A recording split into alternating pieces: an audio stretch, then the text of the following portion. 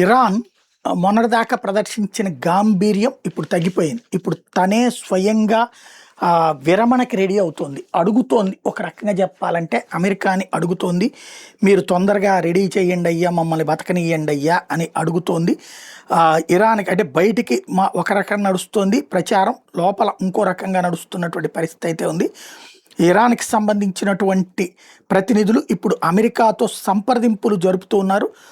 Deputy foreign minister మజీద్ తఖ్త్ రవాచి చర్చలకు సిద్ధంగా ఉన్నాము, ఎంటైర్ న్యూక్లియర్ ప్రోగ్రాం ఆపేయడానికి సిద్ధంగా ఉన్నాం, అమెరికా సాటిస్ఫై అయ్యే విధంగా ఆల్టర్నేటివ్ ఆఫర్ కూడా ఇస్తాము అని చెప్పుకొస్తున్నాడు. ఇప్పటికే 1000 మందికి పైగా ప్రాణాలు కోల్పోవడం, క్రమంగా సైన్యంలోనే ఒక అసంతృప్తి. ఎందుకంటే బతకమని తెలిసినప్పుడు, ఎప్పుడు చేస్తామో తెలియనప్పుడు, దాంతోపాటు ఆయుధాలు తరిగిపోతున్నప్పుడు, ఆదాయాలు పరిమితమవుతున్నప్పుడు, లోకల్ ప్రజలు కూడా తమనేమి హీరోలుగా చూడకుండా విలన్లుగా చూస్తున్నప్పుడు వస్తున్న అసంతృప్తితో ఇరాన్ దిగి వచ్చే ప్రయత్నం చేస్తోంది.